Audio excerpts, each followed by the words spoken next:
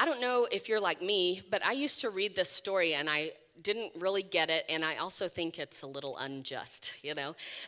because the word is pretty clear here that Jesus curses this tree because it doesn't have figs on it, but it says it wasn't the time for figs. So I've always been a little confused by that, and as I started praying, I felt like this was the first passage of scripture that the Lord brought to my mind as I was preparing to preach, and I just felt like the Lord told me that the point is the tree was no longer fruitful. And there are some things in our lives that may have borne fruit in the past, but they are no longer fruitful, and it is time for them to die. It is time to kill the things that are taking up space in our lives where something fruitful could be planted.